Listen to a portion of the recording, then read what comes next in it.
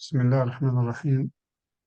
الحمد لله رب العالمين، والصلاة والسلام على أشرف المرسلين سيدنا محمد وعلى آله وصحبه ومن تبعهم بإحسان إلى يوم الدين. السلام عليكم ورحمة الله. Est-ce que le son est clair? C'est bon? Oui, oui, Le son est clair? oui. Oui, c'est bon. Très bien, merci. Oui, c'est bon. Ouais. Très bien. Très bien. Ok. Alors, aujourd'hui, Inch'Allah, on va commencer à voir parce que ça nous prendra au moins deux séances, si ce n'est plus, mais on va essayer de résumer les choses. On va parler de Surat al-Fatiha. Surat al-Fatiha, donc c'est la première sourate dans le Coran, hein. Quand on ouvre le Coran, c'est la première sourate qu'on va, qu'on va voir. Donc c'est comme une préface, c'est la première c'est l'ouverture qui va ouvrir ce livre saint qui est le Coran. Elle a plusieurs noms. Elle n'a pas que le nom de l'Fatiha, hein. Elle en a plusieurs. Et notamment, ce nom, l'Al-Fatiha, qui est l'ouverture ou la préface, si on veut, l'ouverture du livre. La mère du livre, al-Kitab, elle s'appelle aussi al-Kitab, la mère du livre, c'est-à-dire voilà, celle qui va résumer en quelque sorte. Vous savez, le livre, il y a plus de 6000 plus de 6000 versets, 114 sourates, 114 chapitres. Cette Fatiha-là, qui contient 7 versets, en fait, elle va résumer ce qu'il y a dans le Coran. Elle va résumer ce qu'il y a dans le Coran.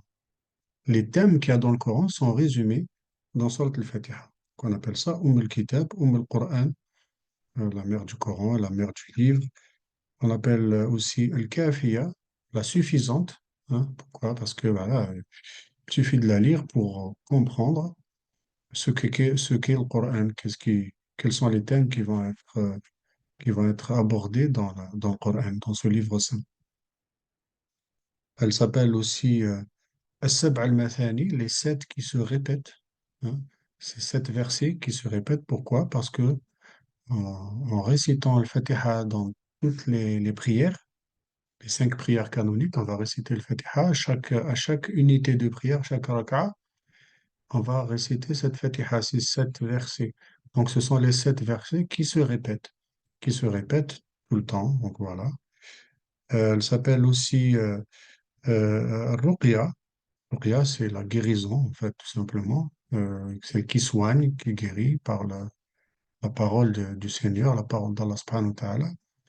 Aussi, elle est utilisée, bien sûr, pour faire une ruqya, c'est-à-dire réciter ces versets-là pour se soulager grâce à Allah subhanahu wa ta'ala par l'intermédiaire de l'Fatiha, soulager les maux qu'on puisse avoir. Ce sont soit des maux physiques, soit des maux spirituels, hein, ou des maux des angoisses, tout ce qu'on veut. Donc voilà, elle est utilisée aussi pour une ruqya, aussi le Fatiha.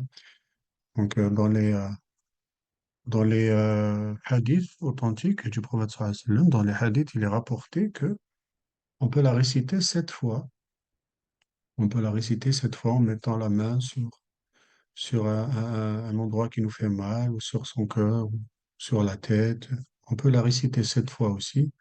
Donc, elle aide pour la guérison. Elle est appelée aussi guérison, elle est appelée aussi Shafiya, Ruqya. Voilà. Donc, elle a beaucoup de noms.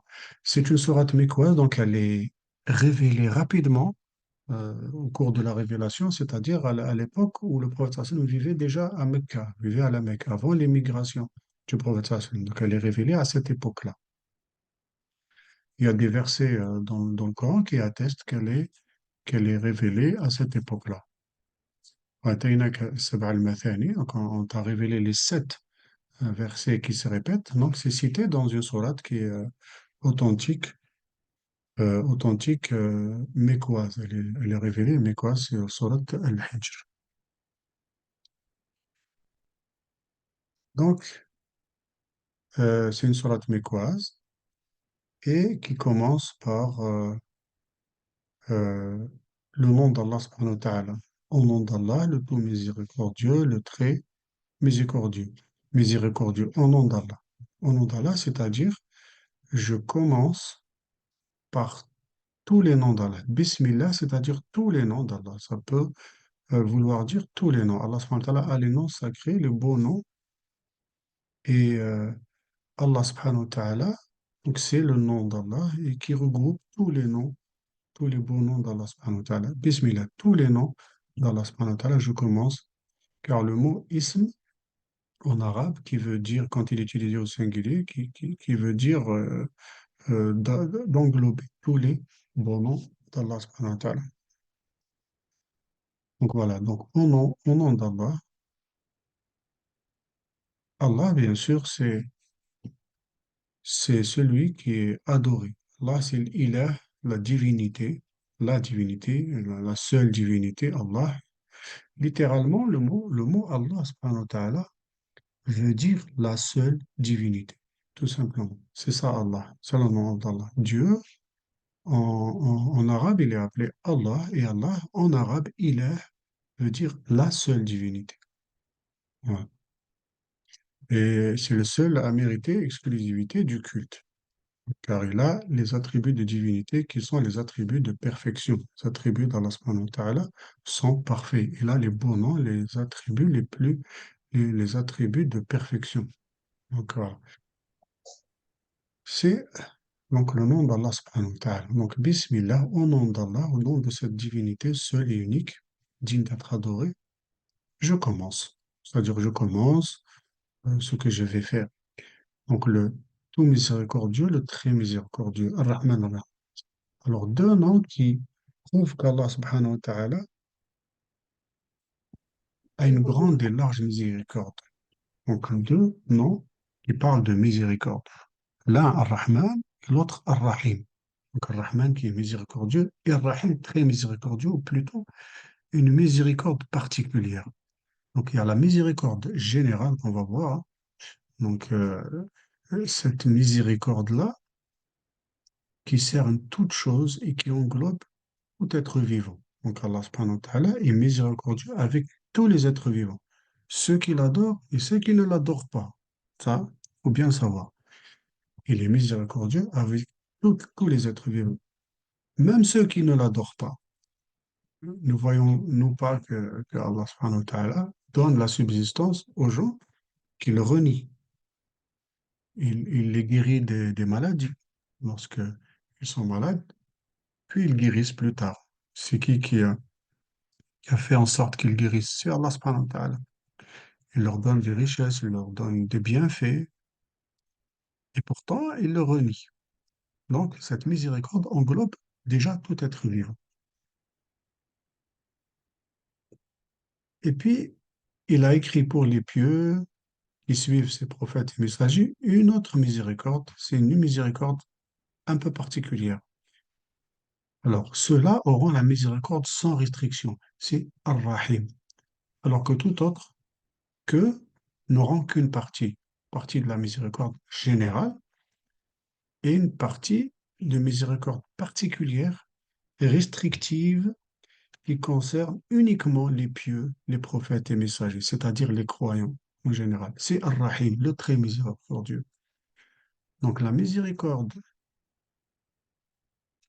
pardon, il y a une miséricorde générale qui concerne tous les êtres vivants dans cette vie d'ici-bas. C'est le tout miséricordieux Ar-Rahman. Cette miséricorde qui concerne tout le monde. Et il y a une miséricorde particulière, Ar-Rahim, le très miséricordieux. Cette miséricorde-là concernera uniquement les croyants le jour dernier. Voilà, c'est ça la différence. La différence, c'est que Ar-Rahim, cette miséricorde particulière, sera accordée aux croyants, aux pieux, aux prophètes des messagers le jour dernier. Donc, miséricorde particulière qui ne concernera pas le jour dernier, bien sûr, qui ne concernera pas les ingrats. ou ceux qui renient Allah subhanahu wa ta'ala, ceux qui n'ont pas cru en lui. Le jour dernier, cette miséricorde particulière ne les concernera pas. Aussi, ce terme-là, Bismillahir Rahmanir Rahim, donc c'est une formule que prononce le musulman en commençant tout acte. On commence, on dit Bismillah ar-Rahman ar-Rahim. Pour commencer à réciter le Coran, on dit Bismillah ar-Rahman ar-Rahim. Quand on commence à prier, on dit Bismillah ar-Rahman ar-Rahim. Quand on commence à manger, quand on rentre quelque part, on dit Bismillah. À chaque fois qu'on entame quelque chose, on cède, on, on prononce le nom d'Allah subhanahu wa ta'ala pour le miséricordieux, le très miséricordieux, pour commencer un acte, quel que soit l'acte, par le nom d'Allah subhanahu wa ta'ala. Voilà ce que veut dire. Et notamment, donc justement, la Fatiha, donc elle commence par le nom d'Allah subhanahu wa ta'ala. Et on retrouve cette formule, Bismillah ar-Rahman ar-Rahim, au début de toute sourate, toutes les sourates. Sauf une, on verra, Inch'Allah, plus tard pourquoi. Mais cette formule, Bismillah ar-Rahman ar-Rahim, on va la retrouver dans toutes les sourates. Au début de toute sourate, on va trouver ce nom, cette formule, Bismillah ar-Rahman ar-Rahim.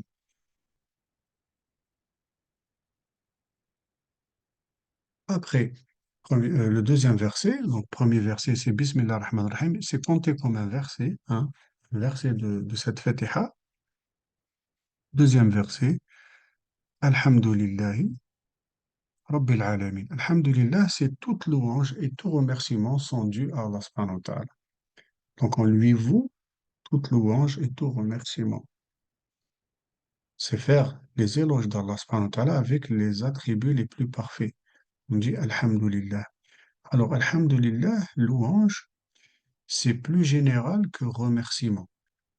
Quelle est la différence entre remerciement et louange? Louange qui est Alhamdulillah et remerciement c'est Shukru lillah.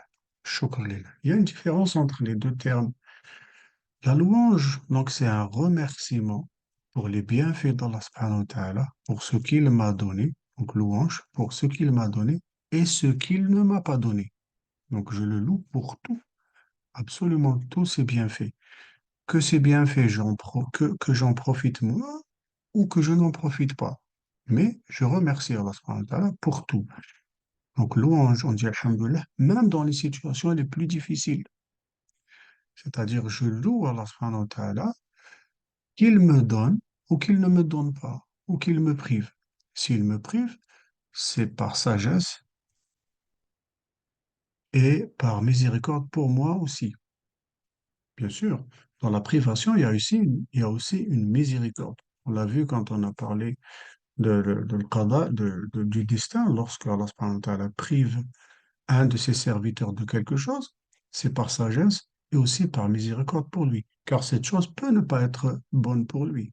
Donc, je loue Allah, je le remercie pour les choses qu'il me donne et pour les choses qu'il ne me donne pas. Et même dans les états d'épreuve, même quand je suis dans l'épreuve, je dis Alhamdulillah.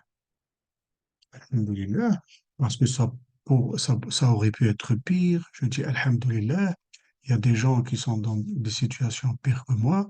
Je dis Alhamdulillah, donc je loue Allah subhanahu wa ta'ala parce qu'il m'a donné la force, la patience et la résistance pour patienter. Et voilà, donc Alhamdulillah, c'est vraiment général. Remerciement, c'est contre quelque chose. Donc ce qu'on appelle le shukr, c'est le remerciement, c'est lorsque il y a quelque chose qu'Allah subhanahu wa ta'ala m'a donné spécifiquement, je le remercie pour cette chose qu'il m'a donnée. Voilà. Donc, louer, c'est plus large que remercier. Donc, il a donc les éloges les plus complètes, et ceci sur tous les aspects, comme on vient de dire. Donc, c'est faire les éloges d'Allah avec les attributs les plus parfaits, ainsi qu'avec ses actions qui tournent entre la bonté et la justice. Alors, Seigneur des mondes, Rabbil Alamin. Donc, je loue, je dis Alhamdulillah, Rabbil Alamin, Seigneur des mondes. Alors, le mot Rabb en arabe, Seigneur,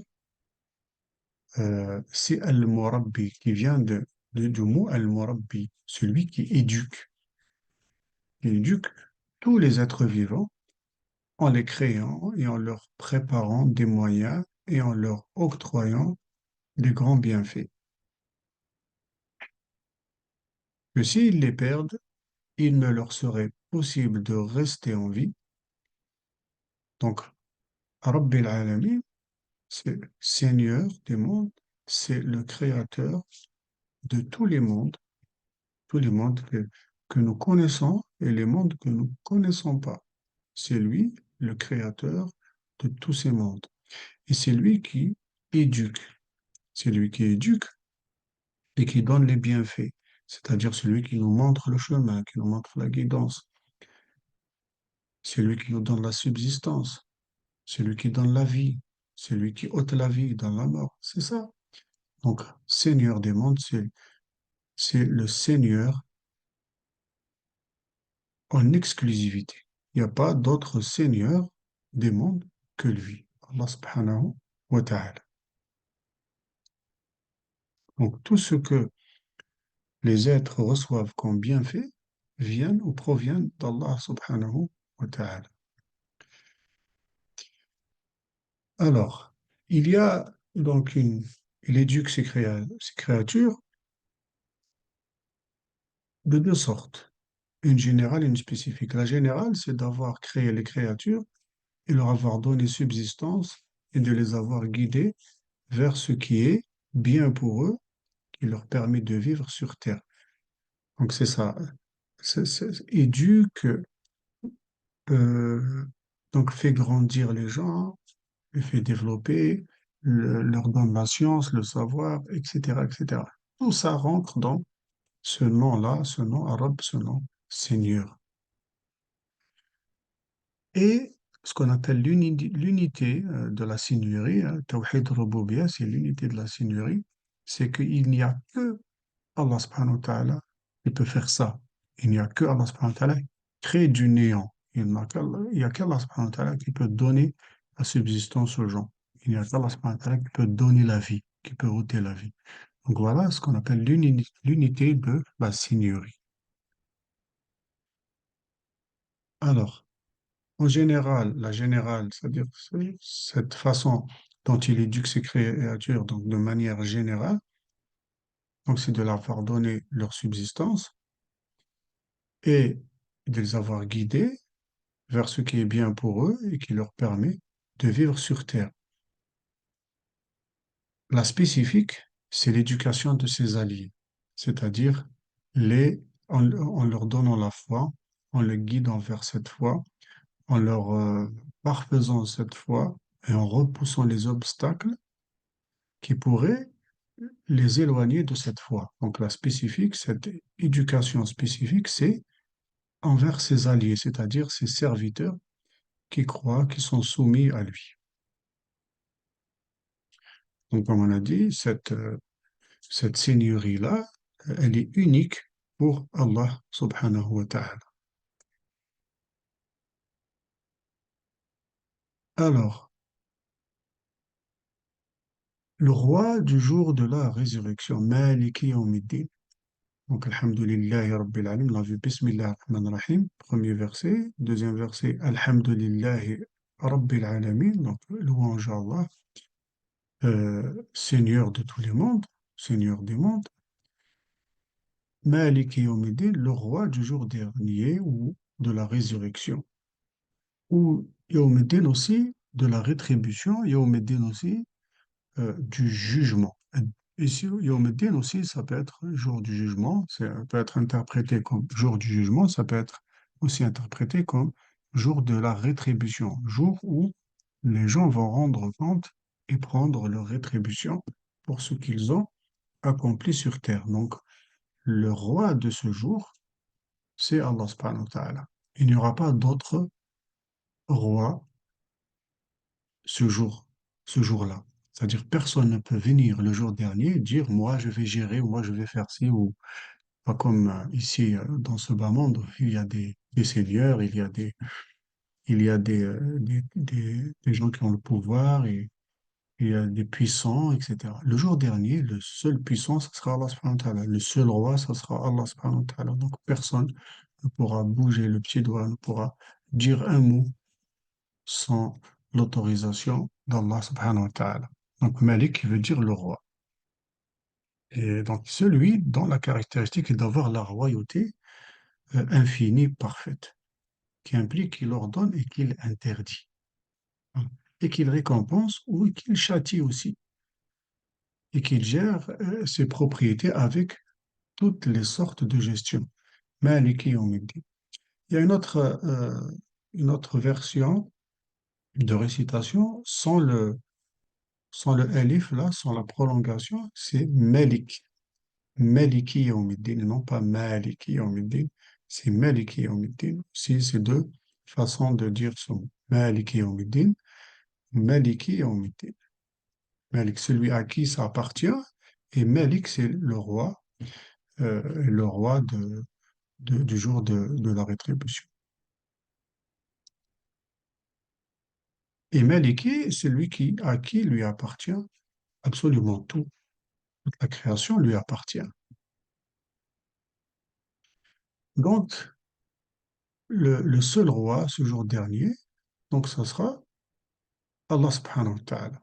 Ce jour-là seront égaux les rois et les administrés. Aujourd'hui, il y a les puissants, il y a les rois, il y a les présidents, et puis il y a les populations.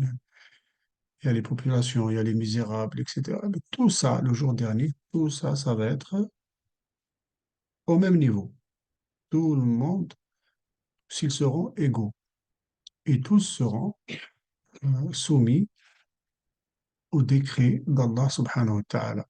Et tout le monde va craindre son châtiment et tout le monde va craindre ce jour où il rendra des comptes.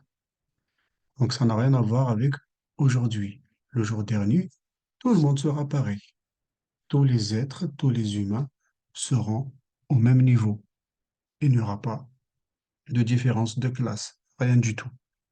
Personne ne sera privilégié parce qu'il était roi dans cette vie-là, ou parce qu'il était président, parce qu'il était puissant, parce qu'il était milliardaire. Il ne sera pas privilégié le jour dernier.